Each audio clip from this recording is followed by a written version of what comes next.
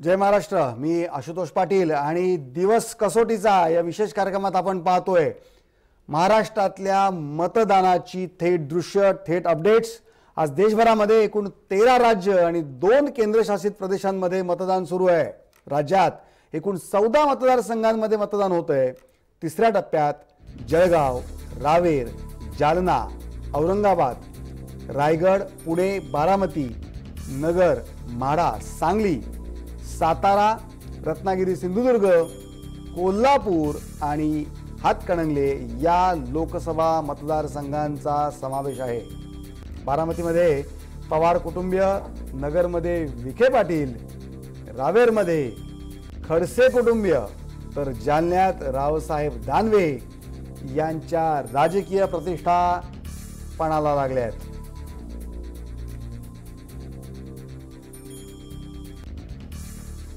महाराष्ट्रातल्या 14 मतदारसंघांमध्ये आज वोटिंग होतंय।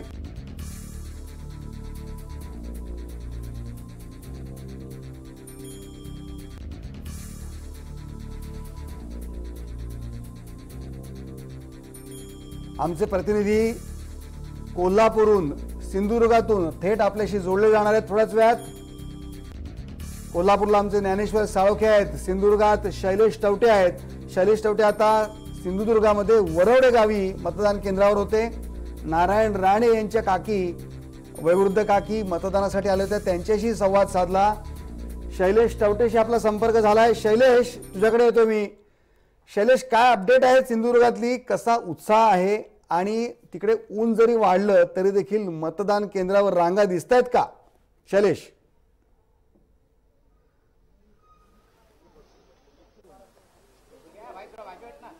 नक्कीच सर। आशुतोष सर, 1.5 तासापूर्वीची जी आकडेवारी आहे 10.97% मतदान जे झालेलं आहे, त्यामुळे आता अधिकृत आकडेवारी अगदी 5 ते 10 मिनिटांमध्ये आपल्याला येईल। साधारण 20% हा टप्पा जो आहे तो पार पाडला नक्की जाऊ शकतो, कारण सकाळपासून 7 वाजल्यापासून उत्स्फूर्त प्रतिसाद दोन्ही ठिकाणी, सिंधुदुर्ग असेल, रत्नागिरी जिल्ह्यामध्ये आपल्याला पाहायला मिळतोय। सकाळपासून 7 वाजल्यापासून एवढ्या रांगा ज्या लागतायत, म्हणजे आपण जर टक्केवारी तासाभराची पाहिली, पहिल्या तासामध्ये 8% मतदान झालं होतं, त्यामुळे हा उत्स्फूर्त प्रतिसाद असं म्हणायला हरकत नाही।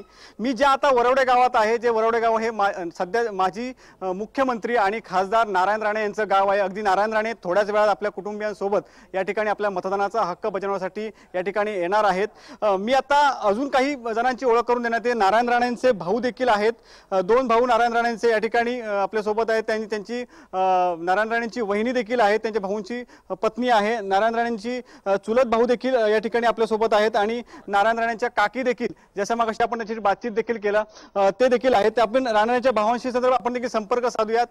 काय सांगाल, आज मतदानाचा, लोकशाहीचा एक महत्त्वाचा दिवस आहे, कसं बघताय तुम्ही या निवडणुकीकडे?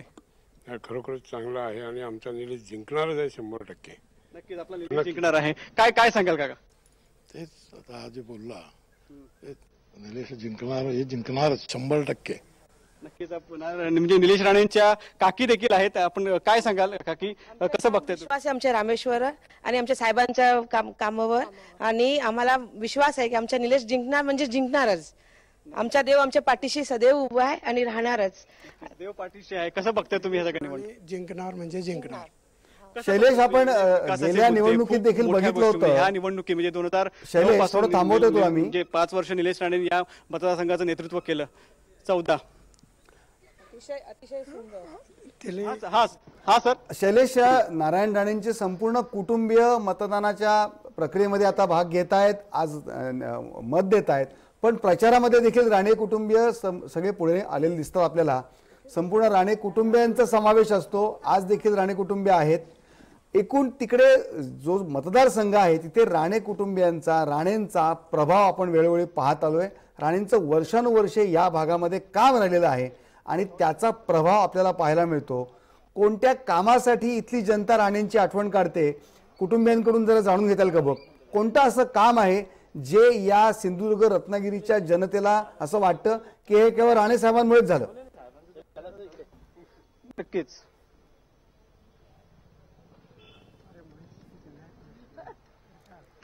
नक्कीच सर, मी एका बाजूला दाखवतो आपण ज्या ठिकाणी आपण आहोत या वरवडे फणस।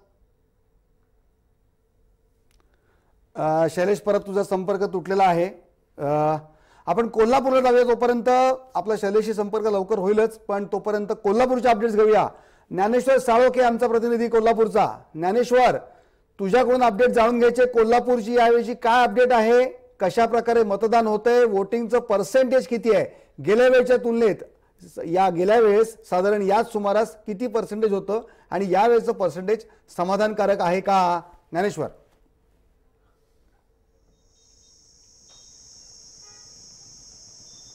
सर, गेल्या वर्षीच्या तुलनेत निश्चितच यावेळी मतदार आहेत ते बाहेर पडताना मतदानासाठी पाहायला मिळतात आणि एक चुरस आहे ती सगळीकडे आपल्याला पाहायला मिळते. ग्रामीण असू दे, शहरी असू दे, सगळ्याच ठिकाणी आता मतदानासाठी मोठ्या रांगा लागल्याचं पाहायला मिळतात आणि मतदार आहेत ते प्रामुख्याने घराच्या बाहेर पडून आपला मतदानाचा हक्क बजावताना आपल्याला पाहायला मिळतात. सध्या जी आपल्याला निवडणूक आयोगाकडून माहिती मिळते त्यानुसार साधारण जे आता जे अपडेट आहेत त्यानुसार 10% जे हातकणंगले लोकसभा मतदारसंघामध्ये आहेत आणि साधारण 11% आसपास जे आहे ते कोल्हापूर लोकसभा मतदारसंघामध्ये मतदान झाल्याचं आपल्याला पाहायला मिळतं. एकंदरीतच जिल्ह्यातले जे सगळे प्रमुख नेते आहेत ह्या सगळ्या नेत्यांनी सुद्धा आपला मतदानाचा हक्क आहे ते आपापल्या मतदान केंद्रावरती जाऊन बजावलेला आणि प्रत्येक जण विजयी होईल अशाच पद्धतीने दावा करते. महाआघाडी असू दे किंवा महायुती असू दे, या त्यांच्यातले जे नेते आहेत हे सगळे नेते आपल्याच पक्षाचा उमेदवार विजयी होईल असं सांगतात. काही क्षणापूर्वीच आहे ते महसूल मंत्री चंद्रकांतदादा पाटील यांनी सुद्धा सहकुटुंब आपला मतदानाचा हक्क बजावला आणि त्यांनी पश्चिम महाराष्ट्रामध्ये आहे ते महायुतीला चांगलं वातावरण असल्याचं आणि पवार कुटुंबियाचा एकही सदस्य लोकसभेमध्ये जाणार नाही अशा पद्धतीचं वक्तव्य केलेलं आहे. त्यामुळे एकंदरीतच आहे ते महायुतीला या निवडणुकीमध्ये प्रचंड आत्मविश्वास असल्याचं पाहायला मिळते. कोल्हापूर आणि सांगली आणि हातकणंगले या तिन्ही बाजूचा विचार केला तर या ठिकाणी सुद्धा महसूल मंत्री चंद्रकांतदादा पाटील यांनी आपली ताकद पणाला लावली होती आणि त्यामुळे आहे ते चंद्रकांतदादा पाटील या ठिकाणी विजय निश्चित असल्याचं म्हटलं जाते. राजू शेट्टीनं घेण्याचा संपूर्ण प्रकार आहे तो यावेळी महायुतीकडून झाल्याचं आपल्याला पाहायला मिळतंय.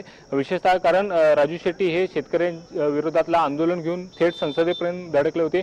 महायुतीतनं बाहेर पडल्यानंतर त्यांनी थेट मोदीवरती प्रहार करायला सुरुवात केली होती आणि त्यामुळे शेट्टींना घेण्याचा प्रयत्न या ठिकाणी होताना पाहायला मिळते आणि शेवटच्या टप्प्यामध्ये विनय कोरे जे आहेत ते महायुतीला जाऊन मिळाले आहेत. त्यामुळे या ठिकाणचं निकाल आहे ते वेगळा लागण्याची शक्यता सुद्धा नाकारता येत नाही. त्यामुळे शेट्टी हॅट्रिक करणार का ते सुद्धा पाहणं महत्त्वाचं ठरलं आणि कोल्हापूर लोकसभा मतदारसंघाचा विचार केला असता. ज्ञानेश्वर, गेल्या वेळेस देखील कोल्हापूर असेल, हातकणंगले असेल, मतदानाची टक्केवारी चांगली राहिली आहे. 70% पुढे मतदान गेलं होतं. यावेळेस देखील ते जाईल अशी अपेक्षा आहे. दुसरं असं की आज आपण सकाळी जय महाराष्ट्रावर पण दाखवलं सतेज पाटील यांची भूमिका, या भूमिकेकडे सगळ्यांचं लक्ष लागलं होतं. आज सतेज पाटील कुठे आहेत? आज त्यांचा काय रोल दिसतोय का या संपूर्ण आजच्या महत्त्वाच्या दिवशी?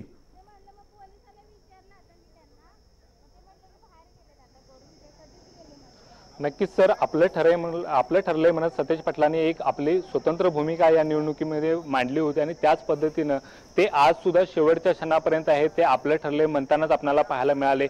कारण महाडिक असू दे आणि सतेज पाटील असू दे यांच्यात पारंपरिक प्रतिस्पर्धा आहे. एक मोठा राजकीय वाद या दोघांच्या मध्ये पाहायला मिळतोय आणि त्याचंच प्रतिबिंब या निवडणुकीमध्ये आपल्याला पाहायला मिळालं. महाआघाडीचा घटक असताना सुद्धा सतेज पाटलांनी धनंजय महाडिकांना थेट आव्हान दिलं. शरद पवारांनी हे सगळं डॅमेज कंट्रोल करण्याचा प्रयत्न केला, मात्र त्याला सुद्धा सतेज पाटलांनी जुमानलं नाही आणि त्यामुळे सतेज पाटलांची एक यंत्रणा आहे ती महाडिकांच्या विरोधात आज सुद्धा काम करताना पाहायला मिळते. ठिकठिकाणी मतदान केंद्रावरती एक विशिष्ट पद्धतीच्या गाड्या आहेत आणि त्या गाड्यांच्यावरती स्टिकर आमचं ठरलंय ह्या पद्धतीचे लावलेले आहेत आणि ते मतदारांची ने आण करताना पाहायला मिळतात. त्यावरूनच स्पष्ट होतं सतेज पाटील आणि त्यांच्या गटाची भूमिका आजच्या निवडणुकीतली काय आणि तेच आज सतेज पाटील करताना आपल्याला सगळीकडे पाहायला मिळते. ज्ञानेश्वर, पण हे अशा प्रकारे जे स्टिकर लावून गाड्या फिरतायत आमचं ठरलंय, हे खरं म्हणजे कुठल्याही राजकीय पक्षाचं चिन्ह नसेल तर आचारसंहितेच्या नियमावलीत बसेल का आणि आचारसंहितेचा भंग झाला असं म्हणता येईल का? हा एक मुद्दा. दुसरा असा की आणखीन एक आपण काल अपडेट दाखवली होती की सतेज पाटलांच्या नावाने काल एक काँग्रेसचं लेटर फिरत होतं, नंतर कळलं की ते फेक लेटर आहे. त्याविषयीची थोडी अपडेट देणं.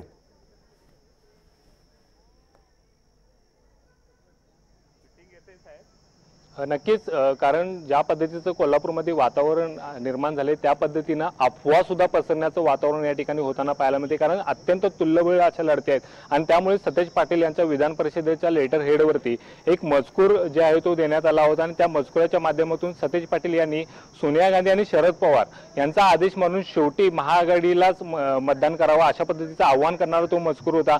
मात्र यानंतर सतेज पाटलांच्याकडून या संदर्भातली भूमिका स्पष्ट करण्यात आली आणि या संदर्भातली शाहूपुरी कोल्हापुरी पोलीस ठाण्यामध्ये तक्रार सुद्धा दाखल करण्यात आली आणि त्यामुळे हा सगळा प्रकार आहे तो अफवा असल्याचं समोर आलं आणि त्यामुळे सतेज पाटलांची भूमिका आत्ताच्या शेवटच्या क्षणापर्यंत तरी आमचं ठरले म्हणजे महाआघाडीच्या विरोधातले असल्याचं स्पष्ट होते।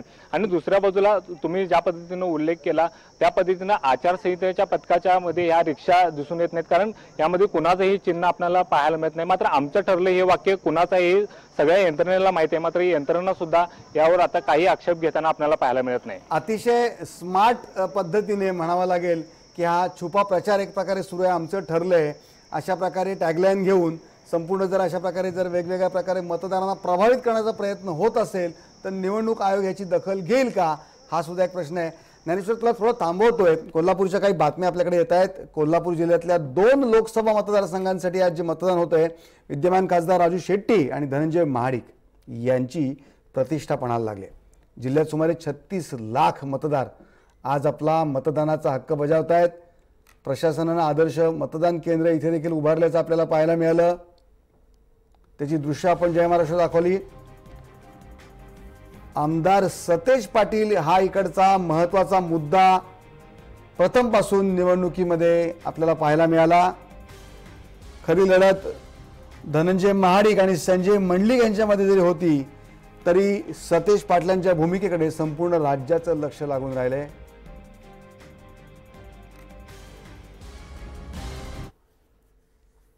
आमदार सतेज पाटील यांचं द्वेषाने काम सुरू असून त्यांच्यासाठी भविष्यातील राजकीय कारकीर्द अडचणीची ठरणार असल्याची प्रतिक्रिया राष्ट्रवादीचे उमेदवार धनंजय महाडिक यांनी दिले। आज महाडिकांनी आपल्या कुटुंबियांसोबत मतदानाचा हक्क बजावत विजयी होणार असा आत्मविश्वास व्यक्त केलाय आणि त्यांच्याशी बातचीत केले आपले प्रतिनिधी ज्ञानेश्वर साळोखे यांनी। ऐकूया काय म्हणतात। कोल्हापुरात उत्साहामध्ये मतदानाला सुरुवात झालेली आहे। आपल्यासोबत राष्ट्रवादीचे उमेदवार धनंजय महाडिक आहेत। साहेब, काय सांगाल, कशा पद्धतीचं वातावरण वाटतंय? सगळीकडे उत्साहात मतदान सुरुवात झाली, वातावरण अतिशय सकारात्मक आहे। सकाळी 7 वाजल्यापासून मतदान सुरू झालंय। सगळीकडून फोन येत आहेत की प्रचंड रांगा लावून लोक मतदान करतायत आणि लोक मलाच मतदान करणार आहेत याची मला खात्री आहे, घड्याळ चिन्हालाच मतदान करणार आहेत याची मला खात्री आहे। गेले महिना 1.5 महिना आम्ही सगळे आमचे राष्ट्रवादी काँग्रेस, राष्ट्रीय काँग्रेस, सर्व पदाधिकारी, शेतकरी संघटनेचे प्रमुख नेते मंडळी हे कष्ट करतायत। गावागावामध्ये वाड्या वस्त्यांपर्यंत ते पोहोचलेले आहेत। पवारसाहेबांच्या, राहुल गांधींचं जे कार्य आहे किंवा त्यांचे विचार पोहोचवण्याचं काम केलं। मी गेल्या 5 वर्षामध्ये जे काम लोकसभेच्या माध्यमातून केलं, मोठं काम केलेलं आहे।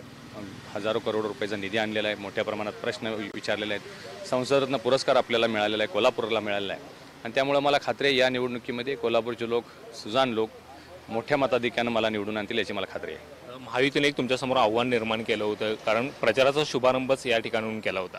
नाही, त्यांनी जरी प्रचाराचा शुभारंभ केला असलं मला इथं कुठं आव्हान त्यांचं दिसत नाही, कारण आमच्या 2 उमेदवारांमध्ये लोक तुलना करतायत। दुसरे उमेदवार काय आहेत हे सगळ्यांना माहिती आहे, त्यांची माझी तुलना होऊ शकत नाही असं माझंही मत आहे आणि त्यामुळं लोक त्यांना स्वीकारतील असं वाटत नाही। मला लोक आशीर्वाद देतील याची मला खात्री आहे। नक्कीच आपण जे विकास कामे केले ते विकास कामाच्या जोरावरती आपला विजय निश्चित असल्याची प्रतिक्रिया धनंजय महाडिक यांनी दिली आणि सगळं हे महाडिक कुटुंबीय आहे ते आता मतदानासाठी जाताना आपल्याला पाहायला मिळते। कॅमेरामॅन संदीप पाटीलसह ज्ञानेश्वर साळोखे, जय महाराष्ट्र, कोल्हापूर। ज्ञानेश्वरनी सकाळी केलेली प्रतिक्रिया आपण बघितली। ज्ञानेश्वर, तुझ्याकडे परत आम्ही येतोय। कोल्हापूरकडे संपूर्ण राज्याचं लक्ष लागून राहिलेलं आहे, कारण कोल्हापूरमध्ये अंतर्गत बंडाचं जे निशाण फडकवण्यात आलं त्याच्यामुळे ही निवडणूक जी आहे ही विशेष लक्षवेधी झाली। मनोज, कोल्हापूरमध्ये हा जो सत्ता संघर्ष पाहायला मिळतो आणि विशेषतः स्थानिक पातळीवरच्या राजकारणाचे पडसाद, प्रतिबिंब हे लोकसभेच्या निवडणुकीवर पडताना आपल्याला पाहायला मिळते। मनोज, अर्थातच लोकसभेची निवडणूक ही विधानसभेची सेमीफायनल आहे। चंद्रकांत पाटील महसूल मंत्री यांनी तिथल्या लोकल राजकारणाला खतपाणी घालण्याचे काम केलं।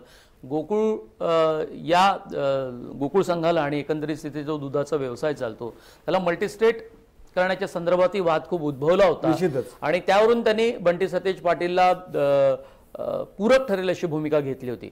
पण आता शेवटच्या टप्प्यामध्ये बंटी सतेज पाटील हे आता आघाडीच्या बाजूने आहे। धनंजय महाडिक यांचा ते प्रचार करणार आहेत, आपलं ठरलंय असं म्हणतायत।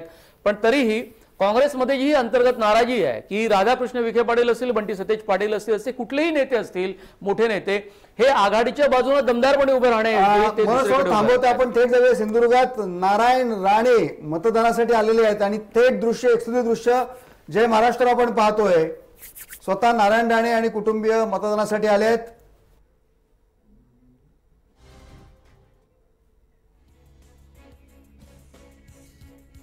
सिंधुदुर्गातल्या वरवडे मतदान केंद्रावरची दृश्य आहेत. शैलेश टावटे आमचे प्रतिनिधी तिथे आहेत. शैलेश बरोबर आपण आपला संपर्क लगेच. शैलेश, नारायण राणे आलेले आहेत मतदान करण्यासाठी.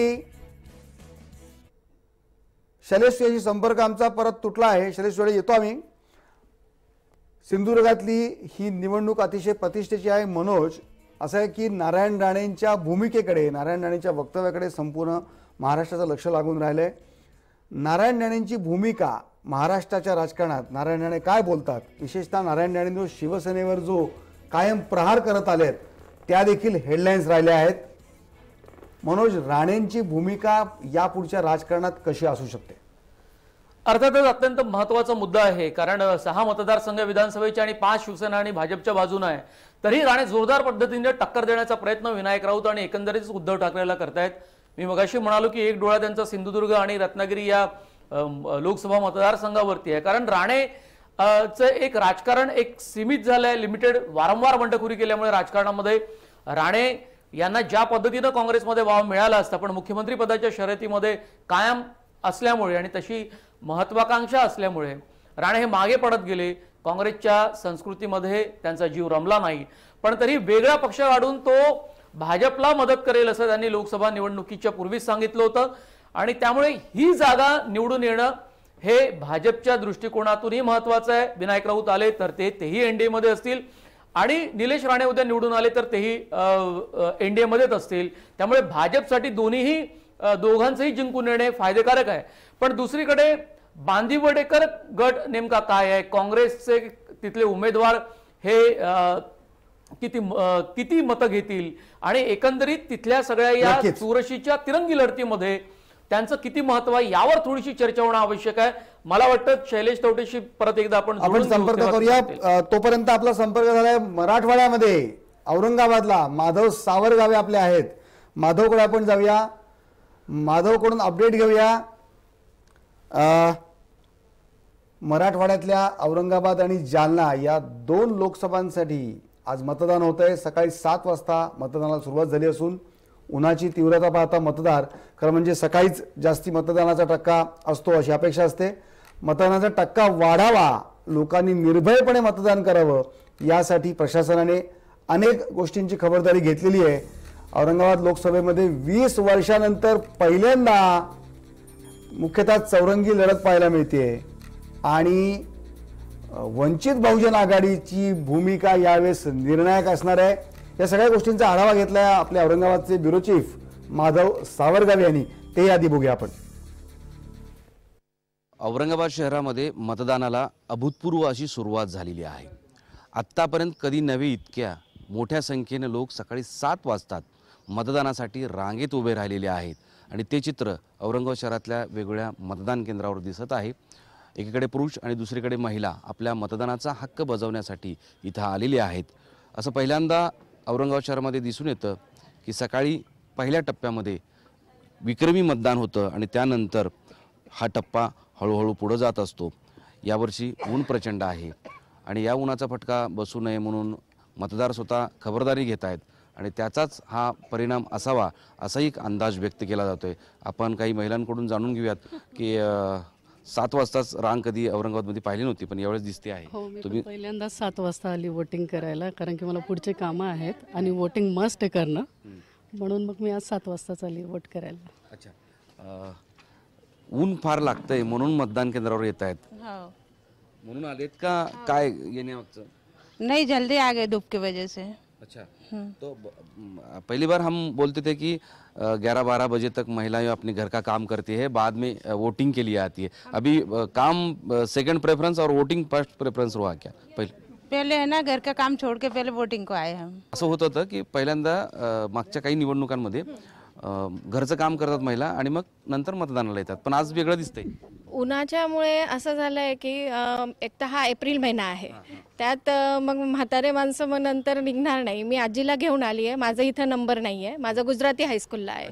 त्यांना मग मी केलं का? नाही, मी नाही केलं. पहिले त्यांना करून घरी सोडून येते, मग मी माझं वोटिंग करणार आहे. या सगळ्या प्रक्रियेमध्ये महिला आहेत, तरुण मुलं मुली आहेत अनेक वृद्ध माणसंसुद्धा या मतदान प्रक्रियेमध्ये सहभागी होत आहेत.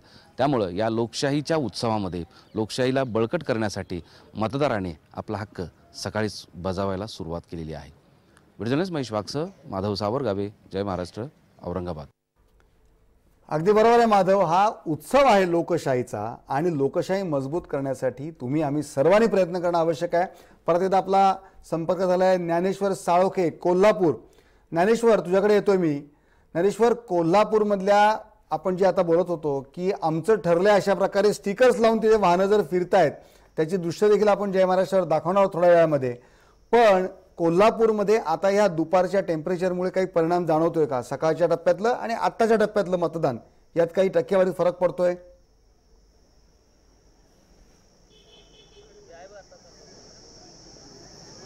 नक्कीच सर, दुपारच्या टप्प्यामध्ये जे जरी तापमान वाढलं असलं तरी मतदारांचा उत्साह तो कायम असल्याचं पाहायला मिळते. इतर जिल्ह्यांच्या तुलनेत कोल्हापूरचं टेम्परेचर आहे ते तसं कमी असताना पाहायला मिळते आणि त्यामुळे मतदारांचा उत्साह दुपारच्या उन्हाच्या वातावरणात सुद्धा आपल्याला पाहायला मिळते. आणि माझ्या पाठीमागे जर बघितलं तर मतदान केंद्रावरती ये जा करणारी मतदार आपल्याला या ठिकाणी दिसून येत आहेत. त्यामुळे मतदान केंद्रावरती आहे ती गर्दी तासाला वाढतानाच आपल्याला पाहायला मिळते आणि हाच ट्रेंड आहे तो आता मतदान संपेपर्यंत राहण्याची शक्यता नाकारता येत नाही. कारण जे मतदार आहेत ते सगळे मतदार सकाळच्या सत्रात आले आहेत ते मतदान करून गेले आहेत, पण दुपारच्या सत्रात मध्ये एक विशिष्ट गट या ठिकाणी मतदानासाठी येतो. प्रामुख्याने गृहिणी ज्या असतात, गृहिणी आणि शेतातल्या जो शेतकरी वर्ग असतो तो सगळं दुपारच्या सत्रामध्ये मतदानासाठी येतो आणि तोच आता या मतदान केंद्रावरती येताना आपल्याला पाहायला मिळते. आणि त्यामुळे मतांचा टक्का हा आता वाढताना आपल्याला पाहायला मिळते आणि मतदान केंद्रावरच्या रांग सुद्धा आहेत त्या आता तासाला वाढताना आपल्याला पाहायला मिळतात. एकंदरीतच कोल्हापूरमध्ये चुरशीनं मतदान होताना पाहायला मिळत आहे आणि शहर असू दे किंवा ग्रामीण असू दे सगळ्याच ठिकाणी मतदान केंद्रावरती लोक आता गर्दी करताना आपल्याला पाहायला मिळत आहेत. ज्ञानेश्वर, आता मुद्दा राहिला तो ठरले म्हणणाऱ्या स्टिकरचा, त्या पद्धतीच्या रिक्षा. ज्ञानेश्वर, आता तुम्ही कुठे उभे आहात आणि तिकडची काय दृश्य आहेत ती आपल्याला पाहायला मिळतील का थेट?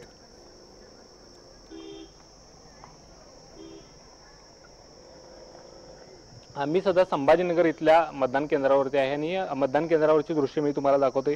या ठिकाणी जे मतदान केंद्र आहे या मतदान केंद्रावरती लोक जे आहेत ते ये जा करताना आपल्याला पाहायला मिळतात. खरं तर या केंद्राच्या आतमध्ये जे आहे ती मतदारांची रांग आपल्याला पाहायला मिळतात. ही शाळा आहे आणि शाळेची बाहेरची बाजू आहे आणि आतल्या बाजूला वरांडा आहे आणि त्या वरांडामध्ये ही सगळी लोक या ठिकाणी थांबल्याचं पाहायला मिळतं. मात्र दुसऱ्या बाजूला या ठिकाणी पाहू शकता उमेदवारांचे कार्यकर्ते आहेत ते मोठ्या संख्येने या ठिकाणी आपल्याला पाहायला मिळत आहेत. पोलीस यंत्रणा या ठिकाणी काम करताना पाहायला मिळत आहे. मात्र मोठ्या संख्येने उमेदवारांचे कार्यकर्ते या ठिकाणी आहेत ते शेवटच्या टप्प्यात मतदार ज्या ठिकाणी मतदान करायला जात आहेत त्यांना शेवटचं एकदा चिन्हाची आठवण या ठिकाणी करून देताना आपल्याला पाहायला मिळतात. अर्थात हे उघडपणे नसलं तरी छुप्या पद्धतीने मात्र ते कानामध्ये नेमकं काय चिन्ह आहे ते सांगताना प्रयत्न करतात आणि शेवटच्या क्षणी जे आहे ते आपला उमेदवार आहे तो हा आपला उमेदवार विजयी होईल या दृष्टीनं मताचा टक्का कसा आकडा वाढवला जाईल त्या पद्धतीने या ठिकाणी प्रयत्न करताना आपल्याला पाहायला मिळत आहेत. ज्ञानेश्वर, असं आहे की युती होतात, आघाडी होतात, पण मनोमिलन स्थानिक पातळीवर होतं का? स्थानिक पातळीवर काँग्रेससाठी राष्ट्रवादीचा कार्यकर्ता किंवा राष्ट्रवादीसाठी काँग्रेसचा कार्यकर्ता असेल, शिवसेना भाजपचे दोन्ही कार्यकर्ते हे बूथ लेवलला दिसत आहेत का?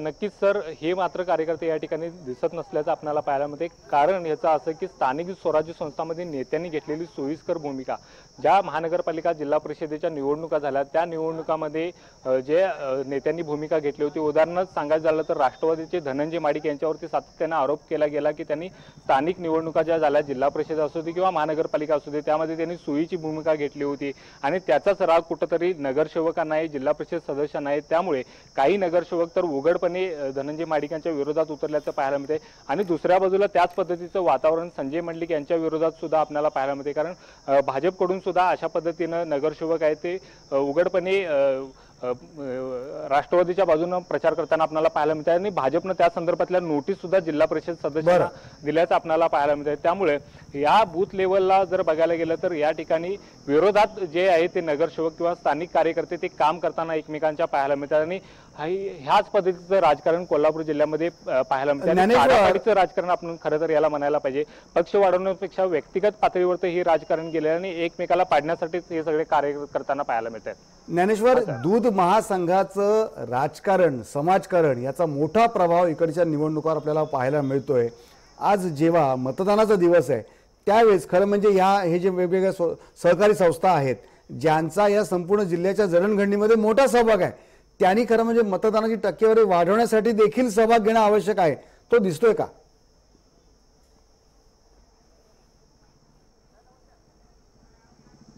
नक्कीच सर, सहकारी संस्थांचं जाळं कोल्हापूर जिल्ह्यामध्ये प्रामुख्यानं मोठ्या प्रमाणात पाहायला मिळतात. अगदी ग्राम पातळीवरती ह्या सहकारी संस्था आहेत, दूध संस्था असू दे किंवा सोसायटी असू दे, या सोसायटीच्या माध्यमातून शेतकरी वर्ग कनेक्ट झाल्याचं पाहायला मिळते.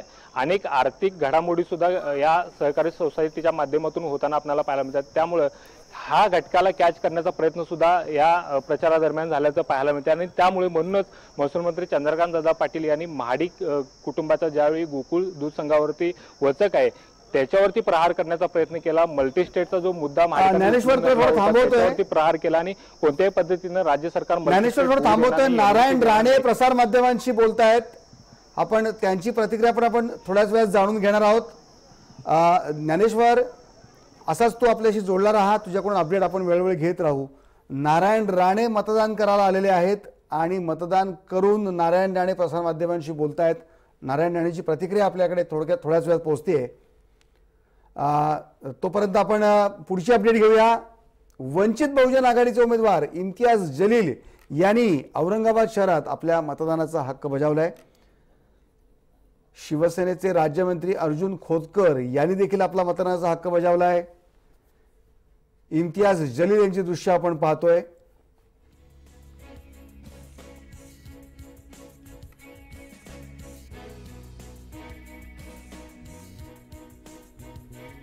सगळी नेते मंडळी सकाळपासूनच आपल्याला पाहायला मिळत आहेत की सहकुटुंब सहपरिवार एक जागरूक नागरिक असल्याचं कर्तव्य ते बजावत आहेत आणि हे आपण सर्वांनी करायला हवंय. मतदानाचा टक्का वाढला पाहिजे.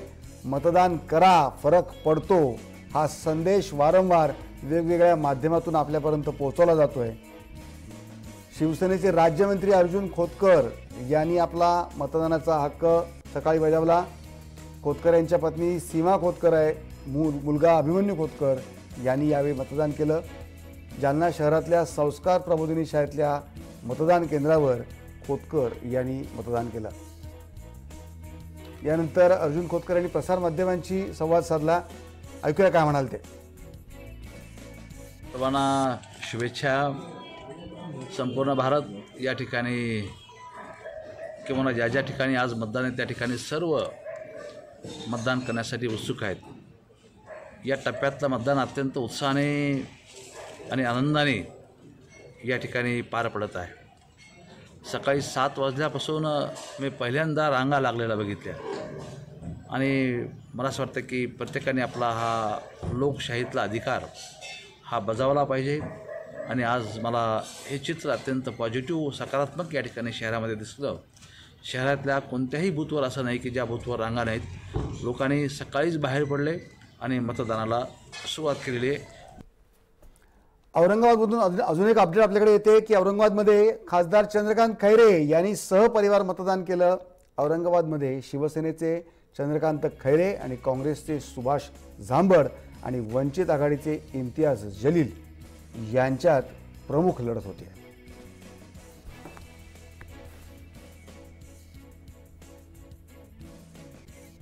मध्ये खासदार चंद्रकांत खैरे यांनी आपल्या परिवारासह मतदान केलेलं आहे. थेट त्यांच्याकडून जाणून घेऊयात. मतदान केलं? अगदी आनंदात केलं. काय विश्वास आहे तुमचा या मतदान केल्यानंतर? अख्ख्या कुटुंबामध्ये कोण कोण आलेले आहेत? माझा मुलगा आहे, माझा पुतण्या आहे, माझी सून आहे, नातूसुद्धा आला. म्हणजे फ्युचरचं ते दिसत आहे काहीतरी. आणि सगळ्यात मुलगी माझी अमेरिकेहून आली आणि खूप चांगला प्रसंग हा आहे. आमची सगळ्यांची इच्छा तीच आहे की माझ्या आईची तीच इच्छा आहे की जनतेची सेवा माझ्या मुलाकडनं चांगली व्हावी, देशाची सेवा व्हावी. आणि हा जो छत्रपती शिवाजी महाराजांचा भगवा झेंडा आहे जो माननीय बाळासाहेबांनी आमच्या हातात दिला तो डौलानी या संभाजीनगर फडकावून उद्धवजींच्या नेतृत्वाखाली. गेल्या अनेक निवडणुकांमध्ये आईसोबतच तुम्ही मतदानाला येत आहेत. माझ्या आईचा आशीर्वाद मला खूप आहे ना, माझ्या आईच्यामुळेच मी वाढलो ना, पण माझा आईचा आशीर्वाद कायम आहे आणि ती स्वातंत्र्य सैनिक आहे. त्यामुळे तिने सगळं रजाकारी पाहिली, किती काय काय धुमाळका होत होता ते सगळं पाहिलं आणि म्हणून आम्हाला जी प्रेरणा मिळाली बाळासाहेबांच्या आशीर्वाद आहे, ती प्रेरणाच तशी ती आहे. पाचव्यांदा तुमचा विश्वास किती दृढ झालेला आहे? जबरदस्त. आईशी बोलतो. आई, पाचव्यांदा तुम्ही खासदार करण्यासाठी मतदान करणार आहात, केलात तुम्ही मतदान? केलं. काय आशीर्वाद द्याल तुम्ही? आशीर्वाद चांगला दिलेला आहे. सगळ्या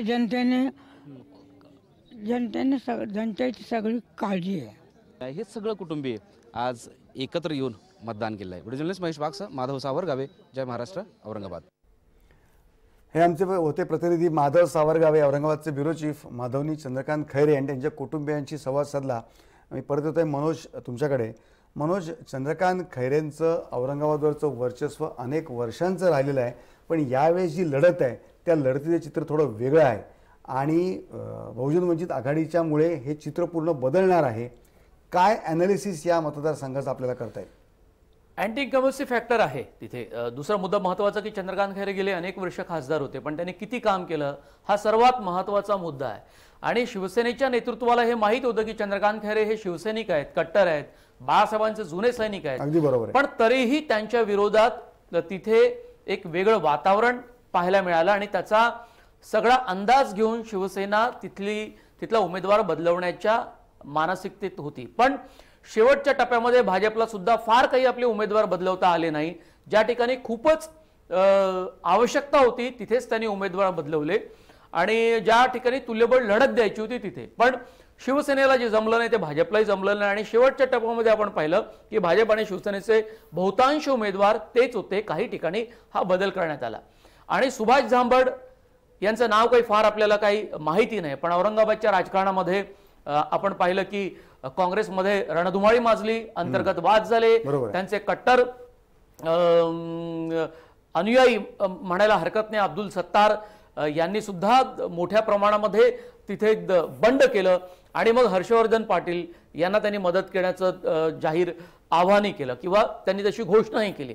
इम्तियाज जलीलमुळे एक मुस्लिम मतांची मोठ त्यांना बांधता येईल. शिवाय वंचित बहुजन विकास आघाडीमध्ये बाकी सर्व समाजाला घेऊन जाण्यासाठी त्यांनी प्रयत्न केले. त्यामुळे मुस्लिम, काही दलित आणि बाकी बहुजन मतांची ओढ, बहुजनामध्ये जे 18 पगड जाती आहेत त्यांना घेऊन वंचित पण ही जी दलित आणि मुस्लिम वोट बँक जी आपण नेहमी असं चर्चा करतो, तर या दलित मुस्लिम वोट बँकेचा रोल महत्त्वाचा असणार आहे या निवडणुकीमध्ये, विशेषतः औरंगाबादमध्ये. हे मात्र निश्चित मनोज, फार काही ठिकाणी त्यांचे उमेदवार हे महाराष्ट्रामध्ये निवडून येतील नाही.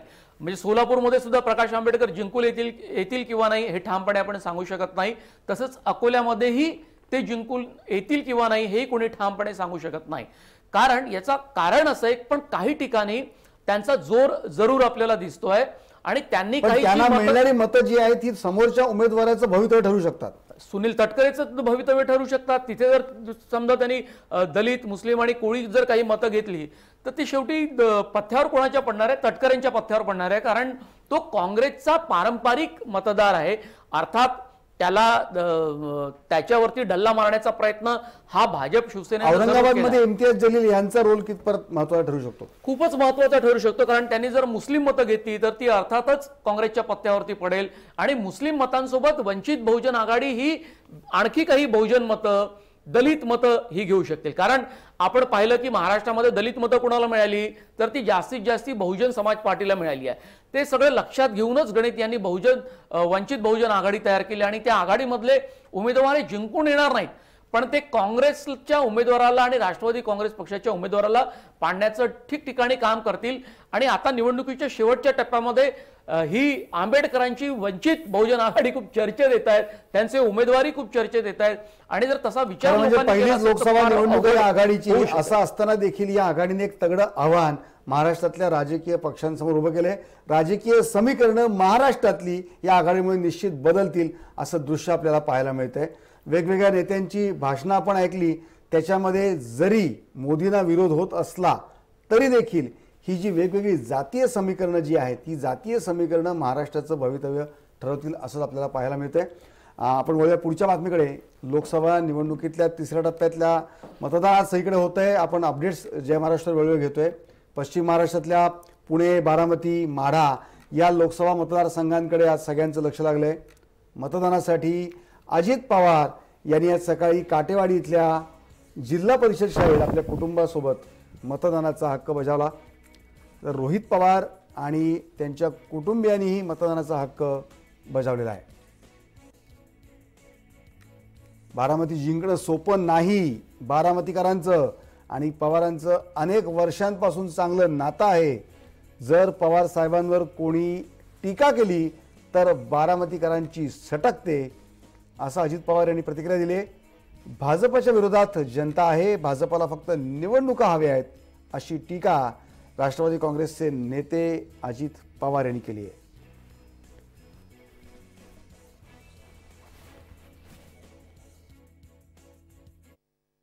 तिसऱ्या टप्प्यातील मतदान होतंय. दादांनी आज काटेवाडीमध्ये पहिलं मतदान तुम्ही केले. दादा, काय सांगाल? खरं तर खूप सभा झाल्या बारामती जिंकायसाठी विरोधकांकडून.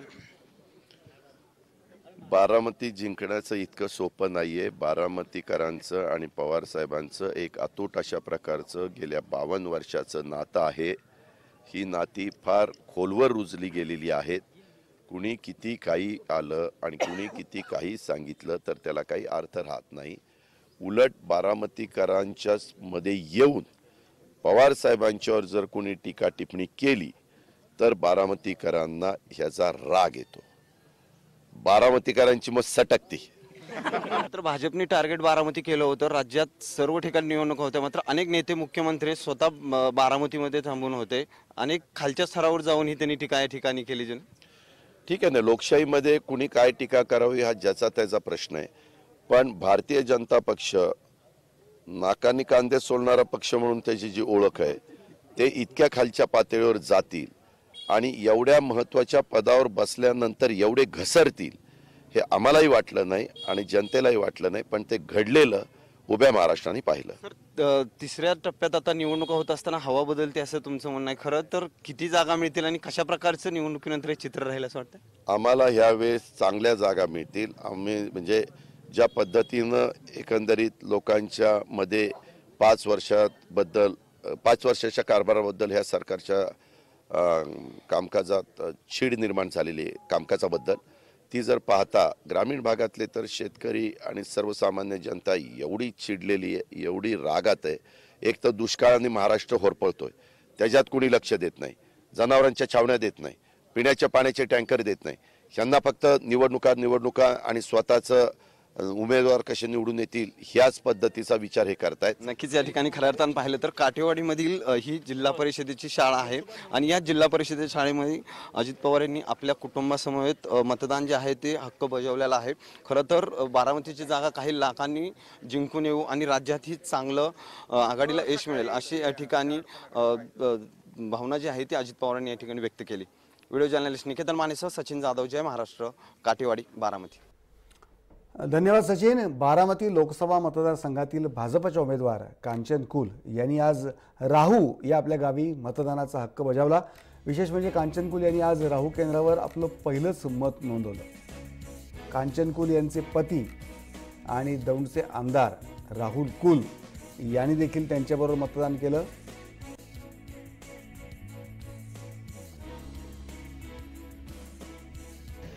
आव्हान तर आम्ही आता प्रचारादरम्यान केलेलंच आहे आणि मतदाराला देखील माहिती आहे आज काय करायचंय ते. मतदारांचे आशीर्वाद आमच्या पाठीचे आहेत आणि सर्वजण त्या दृष्टीने आता येत आहेत सगळे मतदान करायला. मतदारांनी या भागामध्ये एक सर्वांगीण विकास होण्याच्या दृष्टीनं व एक चांगलं वातावरण या मतदारसंघामध्ये लोकशाहीचं राहून या दृष्टीने मतदान करावं अशा प्रकारचं आवाहन करतोय आणि लोकांचा अतिशय चांगला प्रतिसाद आहे. नक्कीच आम्ही या लोकसभा मतदारसंघामध्ये संपूर्ण राज्याला देशाला आश्चर्यचकित करणारा निकाल लागेल याची मला खात्री आहे. शरद पवार यांचे नातू रोहित पवार यांनी सहकुटुंब मतदानाचा हक्क बजावला आहे. यावेळी रोहित पवार यांच्याशी संवाद साधला आहे आमचे प्रतिनिधी सचिन जाधव यांनी.